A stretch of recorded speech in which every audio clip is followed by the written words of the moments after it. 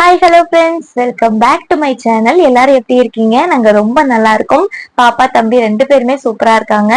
And last போட்ட delivery experience black வந்து நிறைய பேர் வந்துட்டு நிறைய விஷயம் சொல்லியிருந்தீங்க. அப்புறம் வந்துட்டு உங்களுக்கு குழந்தை பிறக்க போது என்ன ப்ரே பண்ணிக்க சொல்லியிருந்தீங்க. எல்லாருக்கும் நல்லபடியா குழந்தை பிறக்கணும்னு சொல்லி நானும் வந்து ப்ரே பண்ணிக்கிறேன். நல்லபடியா வந்து நார்மல் டெலிவரி ஆகணும். நல்லா சாப்பிட்டு நல்லா ஹாப்பியா இருங்க. ஏன்னா நல்லா ரெஸ்ட் எடுங்க முக்கியமா. ஏன்னா வந்துட்டு ஆஃப்டர் பிரெக்னன்சி ரெஸ்ட் எடுக்க டைம் இருக்காது. அண்ட் இன்னைக்கு இந்த வீடியோல நான் என்ன ஷேர் பண்ணிருக்கேன்னு பாத்தீங்கன்னா, என்னோட பிரெஸ்ட் ஃபீடிங் ஜர்னி அண்ட் அதுக்கப்புறமா வந்துட்டு பிரெஸ்ட் மில்க் இன்க்ரீஸ் பண்றதுக்கு நான் என்னென்ன ஃபுட் எல்லாம் சாப்பிட்டேன் அப்படின்றத வந்துட்டு டீட்டெயிலா ஷேர் பண்ணிருக்கேன். வீடியோவை ஸ்கிப் பண்ணாம பாருங்க. புதுசா யாராவது வீடியோ பார்த்துட்டு இருந்தீங்கன்னா நம்மளோட சேனலை சப்ஸ்கிரைப் பண்ணிக்கோங்க. பக்கத்துல இருக்க பெல் சிம்பிளை கிளிக் பண்ணிட்டா நான் எப்ப வீடியோ போட்டாலும் உங்களுக்கு உடனே நோட்டிபிகேஷன் வரும். இப்ப வாங்க வீடியோக்குள்ள போலாம். எனக்கு வந்து பாத்தீங்கன்னா 2 குழந்தைங்க. ஃபர்ஸ்ட் வந்து பொண்ணு, இப்ப வந்து பையன் பிறந்திருக்கான். பாப்பா வந்து 1.5 இயர்ஸ்ல இருக்கும் போதே வந்துட்டு நான் வந்து செகண்ட் பேபி கன்சீவ் இருந்தேன். ஸோ அதனால பாப்பாக்கு வந்து பிரெஸ்ட் ஃபீடிங் வந்து 1.5 இயர்ஸ்ல வந்து ஸ்டாப் பண்ணிட்டேன்.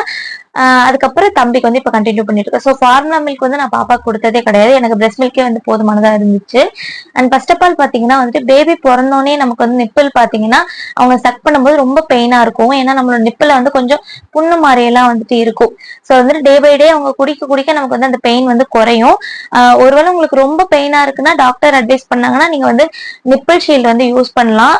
பட் ஆனா நிப்பிள் ஷீல்டு யூஸ் பண்ணும்போது பேபிக்கு சக் பண்ணி குடிக்கிறது வந்து ரொம்ப வந்து ஸ்லோவா தான் அவங்களுக்கு வந்துட்டு மில்க் போகும். ஸோ அவங்க அதுலயே வந்து டயர்ட் ஆயிடுவாங்க.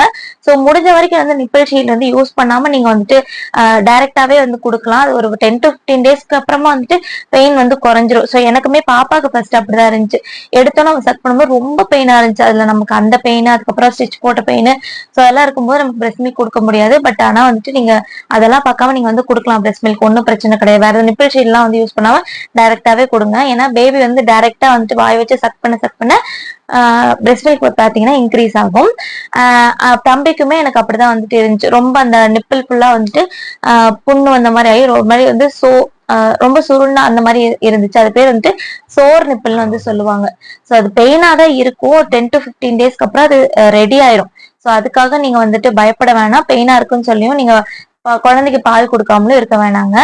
ஸோ அதுக்கப்புறமா பாத்தீங்கன்னா ஃபர்ஸ்ட் வந்துட்டு கொஞ்சம் நாளாக பாத்தீங்கன்னா குழந்தையோட தேவைக்கு ஏற்ற மாதிரி நம்மளோட பாடி வந்துட்டு மில்க் செக்ரிகேஷன் வந்து அடாப்ட் ஆகி குழந்தைக்கு எந்த அளவுக்கு பால் தேவையோ அந்த அளவுக்கு வந்து நம்மளோட பாடி வந்து அடாப்ட் ஆகிக்கும்.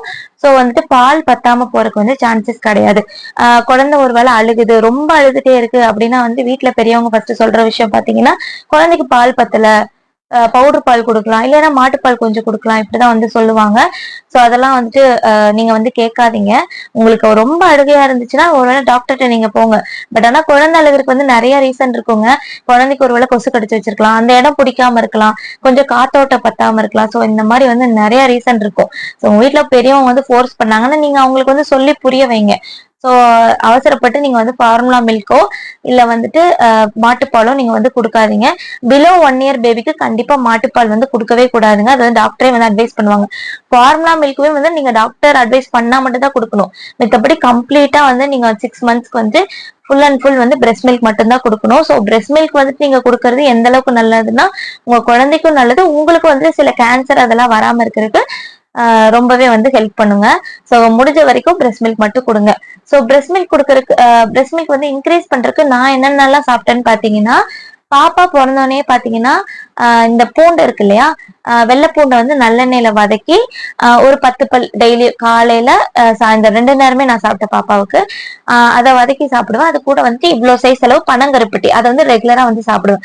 பனங்கருப்பட்டி எதுக்கு ஹெல்ப் பண்ணுன்னு பாத்தீங்கன்னா நம்ம பாடியில இருக்க ரிமைனிங் வேஸ்டேஜ் எல்லாமே அது வந்து ஃபிளஷ் அவுட் பண்ணுங்க.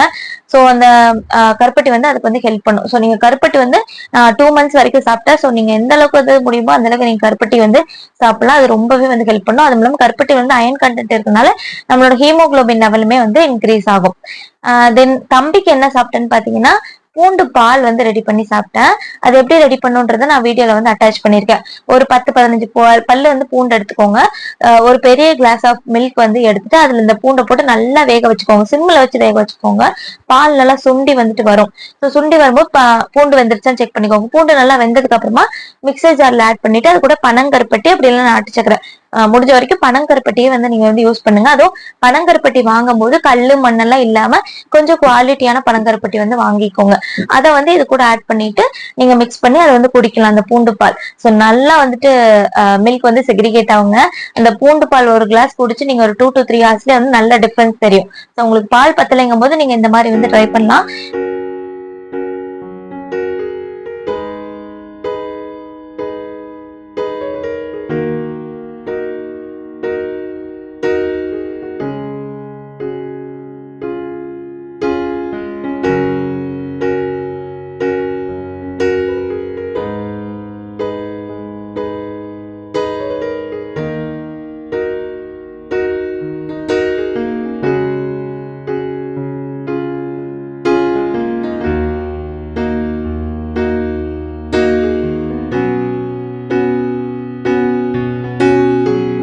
நெக்ஸ்ட் வந்து பாத்தீங்கன்னா பால் சுறா கருவாடு.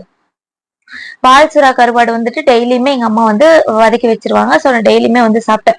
தம்பிக்கு தான் நான் வந்து டெய்லி சாப்பிட்றதுல ஒரு நாள் விட்டு ஒரு நாள் தான் சாப்பிட்றேன். பட் ஆனா பாப்பாக்கு வந்து டெய்லியுமே பால் சுறா கருவாடு வந்து இவ்வளோன்னா எடுத்துக்கோங்க. இவ்வளோ அளவு வந்து சின்ன வெங்காயம் போட்டு வதக்கிக்கோங்க. நல்லெண்ணெயில சின்ன வெங்காயம் அண்ட் வந்துட்டு மிளகா உங்களோட காரத்தை பொறுத்து போட்டுட்டு, அந்த கருவாடுல அதிகமா உப்பு இருக்கும். ஸோ அதனால வந்து உப்பு அந்த அளவுக்கு ஆட் பண்ணாதீங்க. உங்களுக்கு எந்த அளவுக்கு தேவையோ அந்த அளவுக்கு பார்த்துட்டு ஆட் பண்ணிக்கோங்க. ஸோ நல்லா போட்டு வதக்கிட்டு இதை நல்லா வேக வச்சு சாப்பிடுங்க. சாப்பாட்டுல போட்டு பரட்டியே சாப்பிடலாம். ஸோ அதுவும் நல்லா வந்து பால் ஊறுங்க. நெக்ஸ்ட் வந்து பாத்தீங்கன்னா இது எல்லாத்தையுமே தாண்டி நான்வெஜ் சாப்பிட்டீங்கனாலும் நல்லா வந்து பால் ஊறும். டெய்லி வந்துட்டு முட்டை எடுத்துக்கோங்க. இப்ப தம்பியை குளிப்பாட்டுற பாட்டி கூட சொன்னாங்க, முட்டை சாப்பிடக்கூடாது, முட்டை சாப்பிட்டா வந்துட்டு குழந்தைக்கு வந்து மாந்த பிடிக்கும், குழந்தைக்கு வந்து வயிறு உப்புசம் அடிக்கும் அப்படிலாம் வந்து சொன்னாங்க. அப்படிலாம் கிடையாதுங்க. அது வந்து ஃபர்ஸ்ட் டைம் சாப்பிடும் போது மேபி குழந்தைக்கு ஒரு மாதிரி இருக்கலாம். பட் ஆனா நீங்க அதுக்கப்புறம் வந்து சுடுதண்ணி குடிச்சுக்கலாம். முட்டை சாப்பிடறனாலயோ கீரை சாப்பிடறனாலயோ குழந்தைக்கு வந்து அஃபெக்ட் பண்ணாது.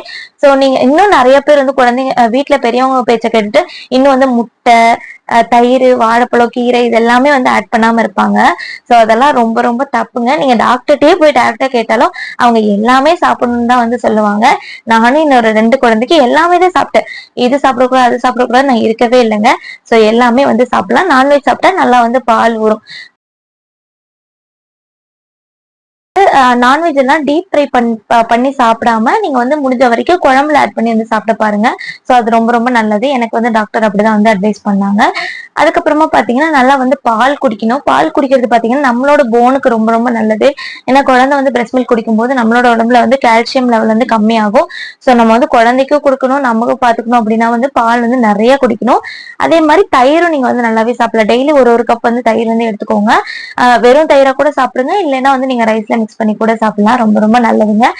முடிஞ்ச வரைக்கும் வந்துட்டு டெய்லி கீரை சாப்பிடுங்க. அப்படி இல்லை அப்படிங்கும் போது வந்துட்டு வாரத்துல அட்லீஸ்ட் ஒரு ட்வைஸ் ஆவது நீங்க வந்து கீரை எடுத்துக்கலாம். தென் நெக்ஸ்ட் பாத்தீங்கன்னா பேரிச்சம்பழம், மாதுளம்பழம் இது எல்லாமே வந்து சாப்பிடணும். கால்சியம் அயன் ரிச் ஃபுட் வந்து ரொம்ப ரொம்ப இம்பார்ட்டன்ட் இந்த டைம்ல நமக்கு. ஏன்னா ஹீமோகுளோபின் லெவலும் நமக்கு வந்துட்டு வேணும். கால்சியம் வந்துட்டு நம்மளோட போனுக்கு எல்லாமே நல்லது, பேபிஸ்க்கும் ரொம்ப ரொம்ப நல்லது.